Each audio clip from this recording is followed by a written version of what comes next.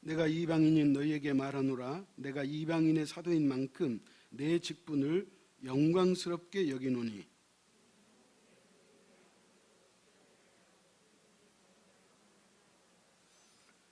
그들을 버리는 것이 세상의 화목이 되거든 그 받아들이는 것이 죽은 자 가운데서 살아나는 것이 아니면 무엇이리요?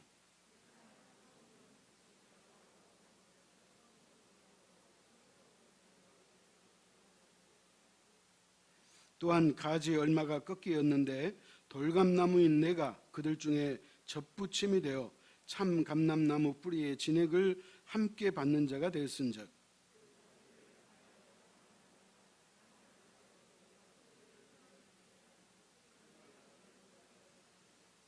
그러면 내 말이 가지들이 꺾인 것은 나로 접붙임을 받게 하려 함이라 하리니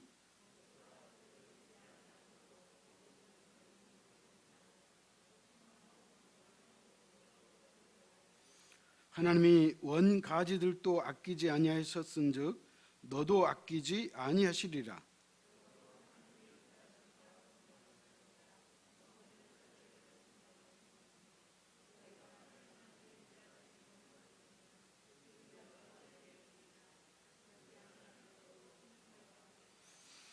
그들도 믿지 아니하는데 머무르지 아니하면 접붙임을 받으리니 이는 그들을 접붙이실 능력이 하나님께 있습니다.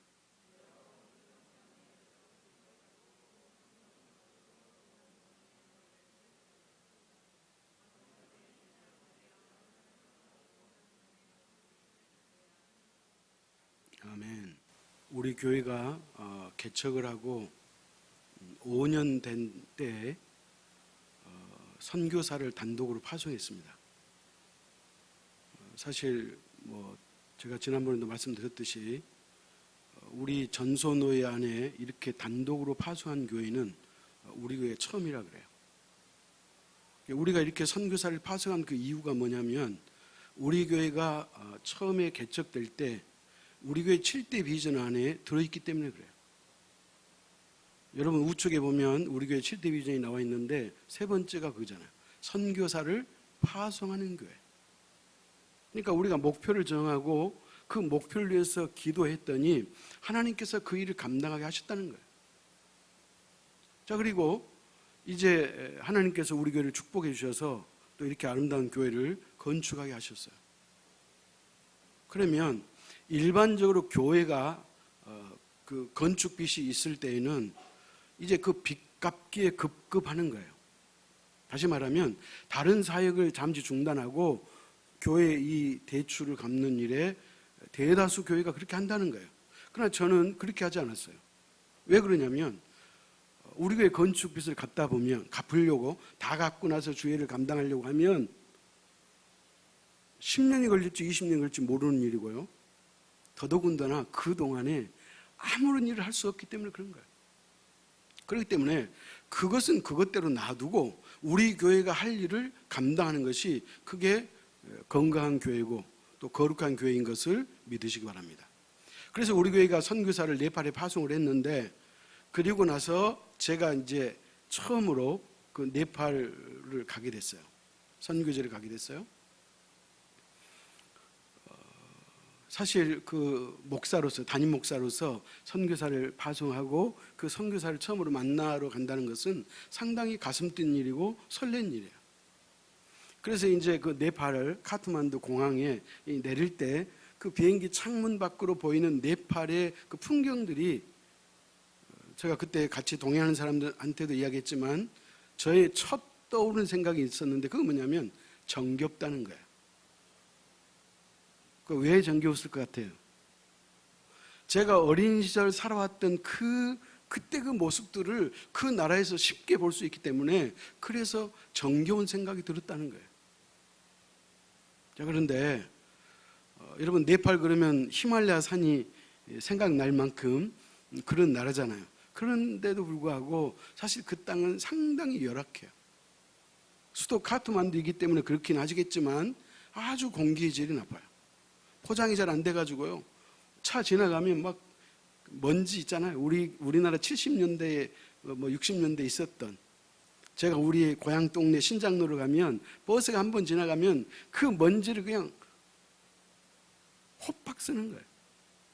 어떨 때 보면 머리에 그냥 흙먼지가 부하게 있을 때가 있어요. 그런 정도예요. 자, 그럼에도 불구하고 그 땅에서 우리 김양훈 선교사님이 사역을 감당하고 있다는 거예요. 왜 그럴까요?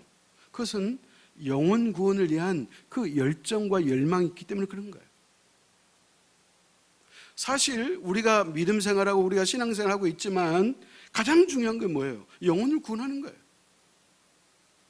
저와 여러분이 일평생 신앙생활하는 그 이유가 뭔데요? 하나님께서 나 같은 죄인을 구원해 주셨다고 하는 그 은혜에 감사해서 우리가 이 신앙생활 하는 거 아니겠어요? 소위 말하면 지금 우리가 2020년대를 살면서 지금 우리의 환경과 네팔의 환경은 전혀 다르다는 거예요. 다시 말하면 살고 싶은 마음이 생기지 않을 만큼 열악한 환경이라는 거예요.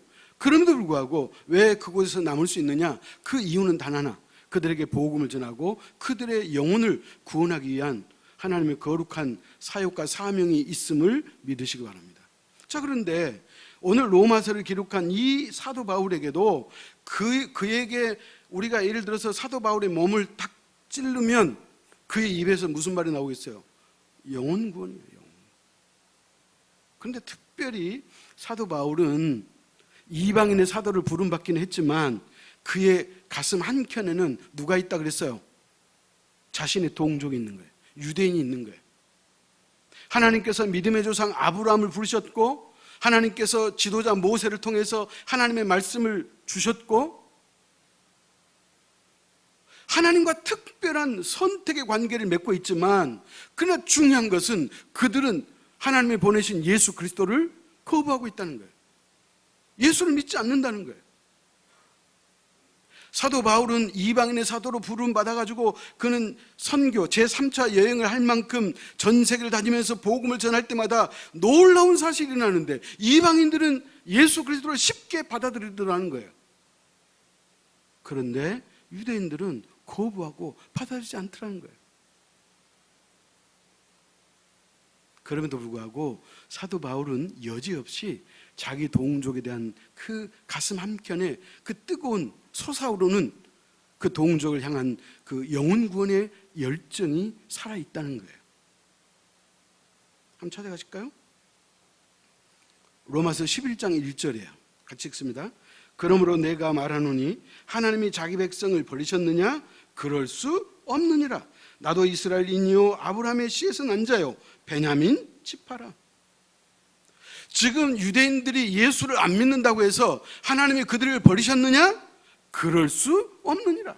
이 말의 의미는 뭐예요? 하나님께서 지금은 아니지만 언젠가는 반드시 유대인들을 구원하실 거라고 하는 이 강력한 소망이 담겨 있다는 거예요. 또 오늘 본문 13절 14절 교독합시다. 내가 이방인인 너희에게 말하노라. 내가 이방인의 사도인 만큼 내 직분을 영광스럽게 여기노니.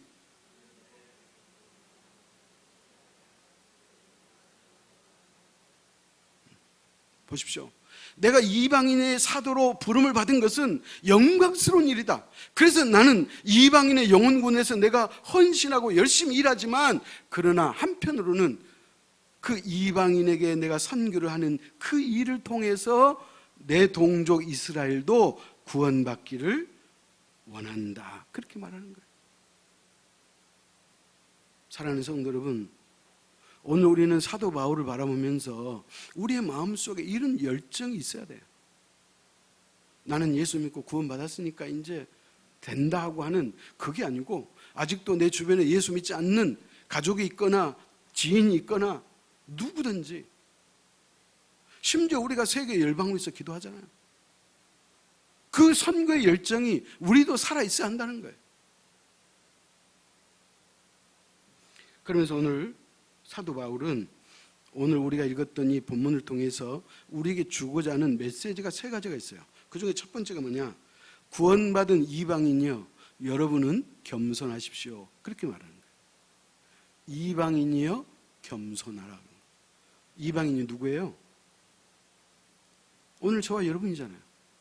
그러니까 오늘 이 로마서가 오늘 저와 여러분에게 여러분이 예수 믿고 구원받았다고 해서 목에 힘주거나 교만하거나 그것을 자랑하지 마십시오. 마음을 낮추고 겸손하십시오. 그렇게 말하는 거예요. 사도 바울이. 왜 그럴까요? 사도 바울의 입장에서 보면 이방인들이 구원받는 것이 놀라운 일이에요. 아주 신비스러운 거예요. 우리가 예수 믿고 사니까 그냥 뭐 내가 예수 믿고 산가 보다 그렇게 생각하지만 여러분 그렇지 않다는 거예요. 이방인인 저와 여러분이 예수 믿는 것은 하나님의 은혜인 것은 분명하지만 그 은혜도 어떤 은혜냐? 특별한 은혜라는 거예요. 특별한 은혜. 그 하나님의 특별하신 그 사랑 안에 저와 여러분이 포함되어 있음을 믿으시기 바랍니다. 왜 그러냐면 생각해 보세요. 이방인인 저와 여러분은 아브라함의 자손이 아니에요. 아니잖아요. 믿음으로는 우리의 조상이지만 혈통으로 아브라함 자손 아니잖아요. 이방인인 저와 여러분은 하나님의 말씀을 직접 받았어요? 안 받았잖아요. 이방인인 저와 여러분은 우리를 구원하실 메시아를 예수 그리스도를 기대하고 기다린 적 있어요? 없어요. 유대인들은 믿음의 조상이 자기 혈통의 조상이요 모세를 통해서 하나님의 말씀을 직접 맡았잖아요. 받았잖아요. 더 나아가서 이방인들은 메시아 오기를 그렇게 기다리잖아요. 미안하지만 유대인들은 지금도 메시아를 기다리고 있어요. 이미 2000년 전에 메시아가 오셨는데 예수 그리스도가 오셨는데 지금도 유대인은 그 메시아를 기다리고 있다는 거예요. 그러니까 구원받을 조건이 전혀 없다는 거예요. 저와 여러분은. 그럼에도 불구하고 구원받을 조건이 수두룩한 유대인에 비해서 예수를 이렇게 쉽게 믿는 것을 보니 사도 바울의 입장에서는 참으로 귀하다, 신비롭다 그런 말이에요.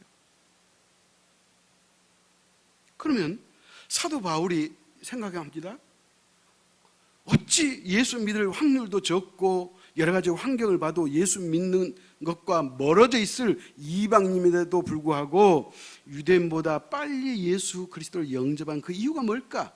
그것을 사도 바울은 이렇게 설명해요. 뭐냐? 유대인들이 그들의 마음이 완악해서 예수 그리스도를 받아들이지 않았다는 거예요. 그래서 유대인들이 예수 그리스도를 거부하고 받아들이지 않으니까 그 복음이 이방인으로 흘러갔다는 거예요. 무슨 말인지 아시겠죠?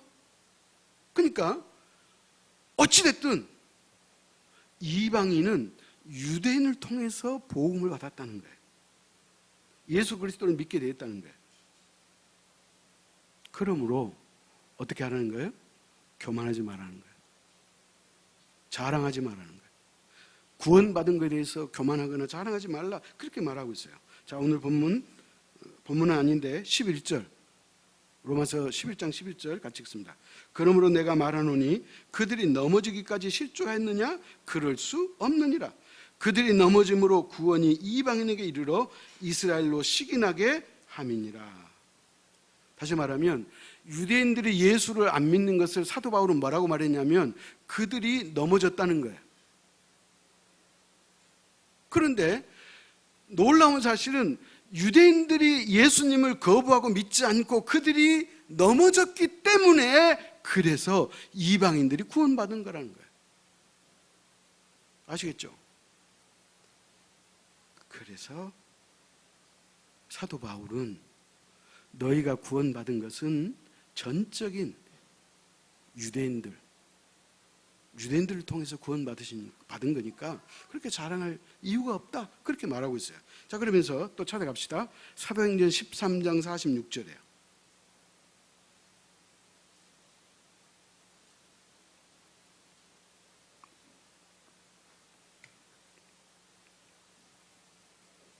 같이 읽습니다. 바울과 바나바가 담대히 말하 이르되 하나님의 말씀을 마땅히 먼저 너에게 전할 것이로되 너희가 그것을 버리고 영생을 얻기에 합당하지 않는 자로 자처하기로 우리가 이방인에게로 향하노라. 그러니까 바울과 바나바가 하나님의 복음을 유대인들에게 전했는데 그들이 그 하나님의 말씀을 받지 않았다는 거예요. 하나님의 말씀을 받지 않았다는 말의 의미는 뭐예요? 영생을 얻기에 합당하지 않는 자로 여겼다는 거예요. 그러니까 유대인들이 하나님 말씀을 거부하니까 그 대신 그 복이 누구에게 오는 거예요? 이방인인 저와 여러분에게 왔다. 그렇게 말하고 있는 거예요. 그러니까 어찌됐든지 간에 이방인인 저와 여러분의 입장에서는 이 생명의 복음이, 이 구원의 역사가 누구 덕분에 왔다는 거예요? 유대인 덕분에 왔다는 거예요. 이게. 그러므로 우리가 잊지 말아야 할 것은 이 복음이 원래는 유대인들에게 왔고 그 유대인들에게 들어가야 하는데 그들이 거부해서 그 차례가 우리에게 빨리 왔다 이 말이에요. 그러므로 자랑하지 마라. 그렇게 말하고 있어요. 그래서 오늘 사도 바울이 뭐라고 얘기하느냐? 그러므로 기독교인들은, 예수 믿는 여러분들은 그 뿌리가 유대교에 있음을 기억하시기 바랍니다. 그렇게 말하는 거예요. 뿌리 잊지 말라는 거예요. 우리가 예수 믿고 구원받은 것은 그 원 뿌리가 있는데 그 뿌리를 잊지 말라는 거예요. 그럼 그 원 뿌리가 뭐냐? 오늘 성경에는 이렇게 표현하고 있어요. 참감람나무와 돌감람나무로 표현하고 있어요. 참감람나무는 누구예요? 유대인들이에요. 돌감람나무는 누구예요? 이방인이에요. 오늘 본문 17절 18절 보십시다. 교독합시다. 또한 가지 얼마가 꺾이었는데 돌감나무인 너가 그들 중에 접붙임이 되어 참감람나무 뿌리의 진액을 함께 받는 자가 되었은즉.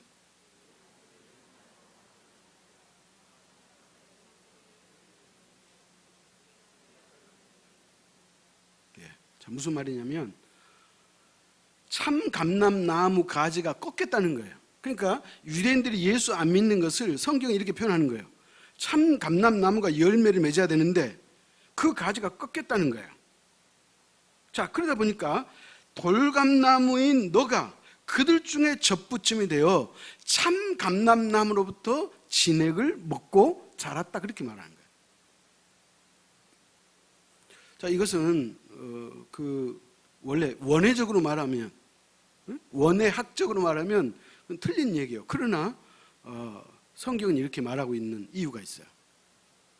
자, 무슨 말이냐면 여러분 그 어떤 과실수를 접붙이려면 참감람나무에 돌감나무를 접붙이는 것이 아니고 돌감나무에 참감람나무를 접붙여야 되는 거예요. 여러분 그거 아시죠? 그래야지 참감람나무가 열매가 열리는 거예요. 근데 지금 성경 거꾸로 이야기하는 거예요. 자, 그런데 우리가 원회학적으로 따지자고 하는 말이 아니고 근데 실제로는 그렇다는 거예요.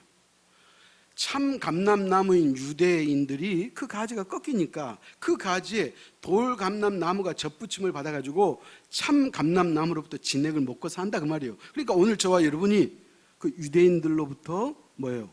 진액을 빨아먹고 산다.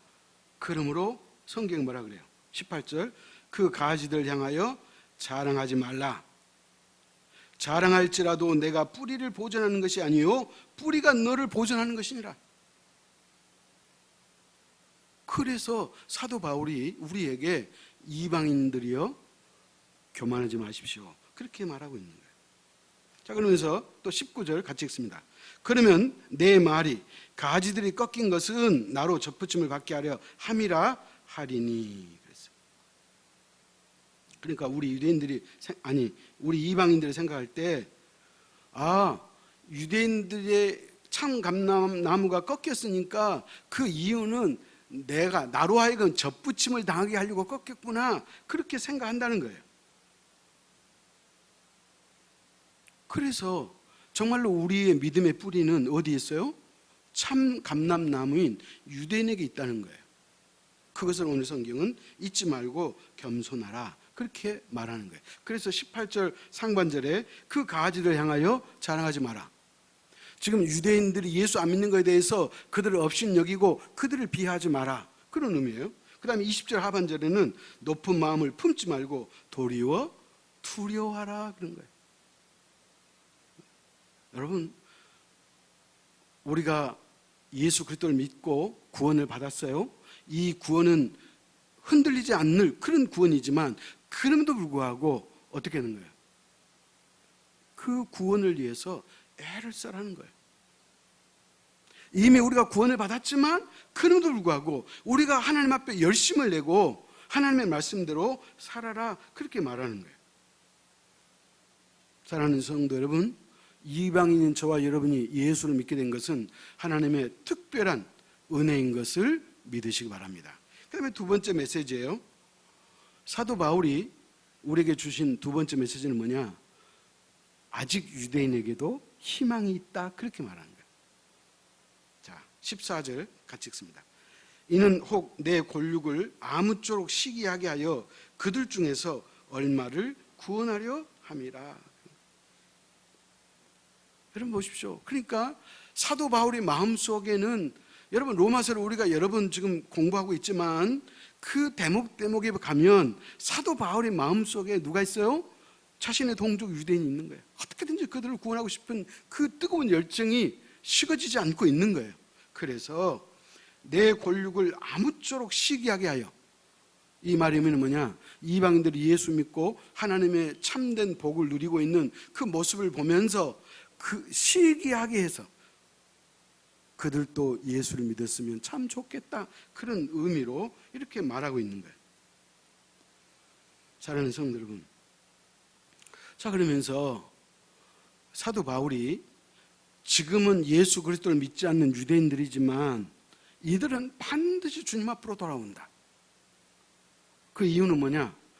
유대인들만 가지고 있는 특별한 위치가 있기 때문에 그렇다. 다시 말하면 유대인들이 가지고 있는 독보적인 위치가 그들에게 있기 때문에 그들은 반드시 돌아온다 그렇게 말하고 있는 거예요. 자, 그 이유 첫 번째가 16절이에요. 자, 왜 유대인들이 돌아오는가 그 이유를 설명하고 있는데 16절 같이 읽습니다. 제사는 처음 익은 곡식가루가 거룩한 즉 떡덩이도 그러하고 뿌리가 거룩한 즉 가지도 그러하니라 그랬어요. 여러분, 처음 익은 곡식가루를 유대인들의 조상인 아브라함을 상징하는 거예요. 그러니까 우리의 조상 아브라함이 뭐예요? 거룩한 즉 그 후손들도 여전히 거룩할 것이다 그런 얘기예요. 그 다음에 뿌리가 거룩한 즉 가지도 그러하리라. 믿음의 조상 아브라함의 뿌리가 거룩하게 살아있기 때문에 지금은 연약해 보일지라도 반드시 그 뿌리로부터 진액을 받고 다시 일어설 날이 있을 것이다. 그게 뭐예요? 유대인들이 주님 앞으로 돌아오는 거예요. 그래서 예수 믿는 유대인을 뭐라 그러던가요? 메시아닉주라 그러잖아요. 메시아닉주. 그래서 지금 전 세계 지구촌 곳곳에서 예수 믿는 유대인들이 자꾸 늘어나고 있는 거예요. 그러니까 이 로마서의 말씀이 전혀 틀리지 않아요. 그들은 어떻게 된다? 반드시 돌아온다 그렇게 말하는 거예요. 그 다음에 두 번째 비유는 24절이에요. 24절 같이 읽습니다. 내가 원 돌감나무에서 찢김을 받고 본성을 거슬러 좋은 감람나무에 접붙임을 받았으니 원 가진 이 사람들이야 얼마나 더 자기 감람나무에 접붙이심을 받으랴. 자, 이 말의 의미는 이거예요. 자, 저를 한번 보십시오. 이방인은 참 감람나무예요, 돌감람나무예요? 돌감람나무예요. 근데 이방인인 돌감람나무가 참 감람나무에 쉽게 접붙여져 가지고 그 진액을 빨아먹고 영원히 구원받았어.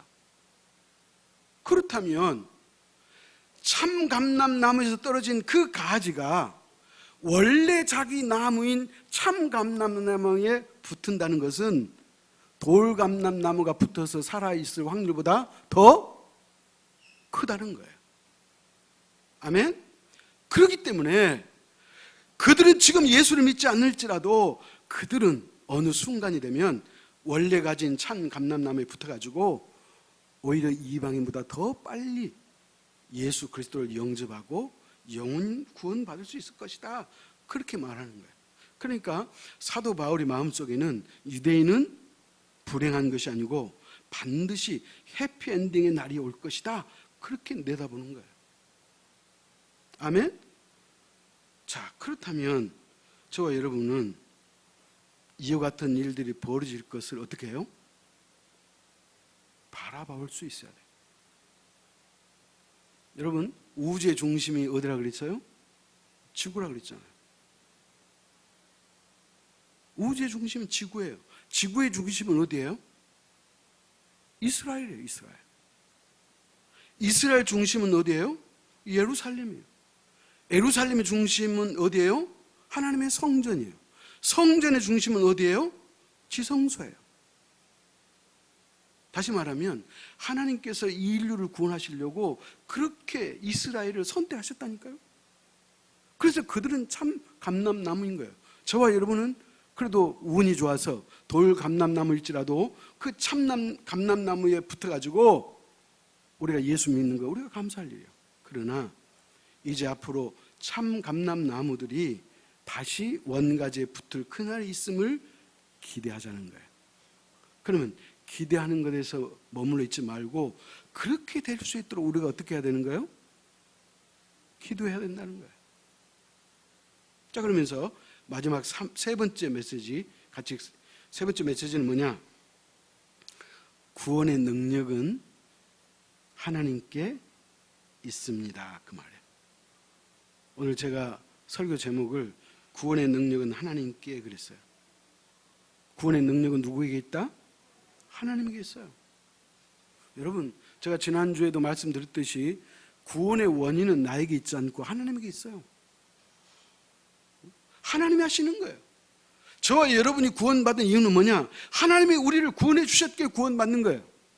자, 그런데 오늘 보면 23절 같이 읽습니다.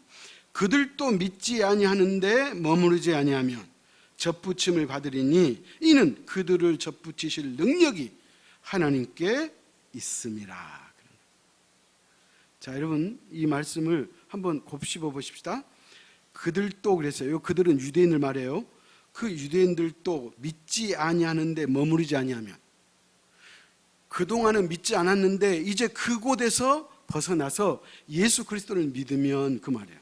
그러니까 믿지 아니하는데 머무르지 아니하면, 그랬죠. 그러니까 강한 부정은 강한 긍정이거든. 그래서 유대인들이 예수를 믿게 되는 그날이 속히 올 것인데, 그런 날이 올 수밖에 없는 그 이유는 뭐다? 그들을 접붙이실 능력이 하나님께 있음이라. 그런 거예요. 하나님이 그렇게 하신다는 거예요. 자, 그렇다면 우리가 예수 믿는 메시아 주가 날마다 더 많아지고 그 유대 땅이, 그 이스라엘 나라가 하나님의 복음이 들어가서 그들의 예수 믿는 사람들이 늘어나는 것을 보면 그날이 어떤 날이 가까워진다? 예수 그리스도가 재림하실 날이 가까워진다, 그런 얘기예요. 그렇기 때문에 우리가 이방인으로서 예수 믿는 메시아주가 날마다 성장하는 그 모습들을 우리가 지켜봐야 되고, 또 그런 역사가 일어날 수 있도록 우리가 기도하고 선교해야 되는 줄 믿으시기 바랍니다. 그래서 이방인인 너희, 구원받을 만한 어떤 자격도 조건도 환경도 되지 않는 너희들이 그렇게 쉽게 예수 믿고 구원받을 수 있었던 것은 유대인들이 거부했기 때문이다. 그러나 그 유대인들이 거부했다 할지라도 하나님께서 그들을 속히 원상복귀하실 날이 있을 터인데, 그 이유는 구원의 능력은 누구에게 있기 때문이다? 하나님께 있기 때문이다, 그런 거예요. 그래서 이 복음이 나에게 와서 내가 예수 믿게 된 것에 대해서 여러분이 감사할 수 있어야 되고, 그리고 이제 참 감람나무인 그 이스라엘 백성들이, 그 유대인들이 예수 믿는 날이 속히 오기 때문에 그 날이 있음을 우리가 추목하고 이제는 우리가 그들에게 빚진 자이기 때문에 그 유대인들을 위해서, 그 이스라엘 위해서 기도하고 선교할 수 있는 우리들의 마음가짐과 자세가 될 수 있기를 축복합니다. 그것이 빚진 자의 삶인 것입니다. 기도하겠습니다.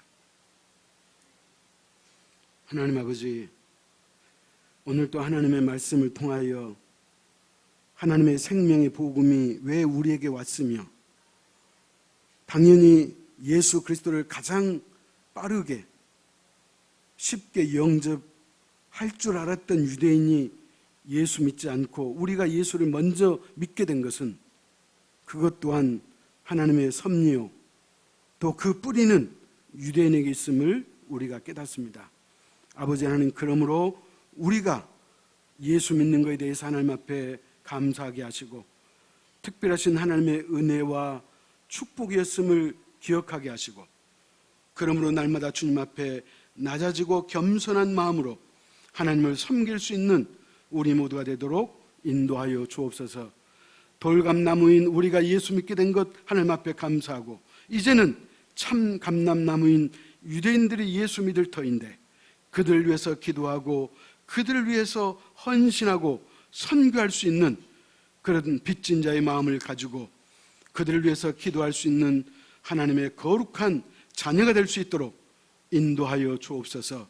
구원은 사람에게 있지 아니하고 온전히 하나님의 능력으로 이루어짐을 믿사오니 그와 같은 날이 있음을 우리가 기대하고 언제나 하나님의 뜻에 순종하며 또 하나님이 원하시는 복된 삶을 살아가는 우리 모두가 될 수 있도록 축복하여 주옵소서.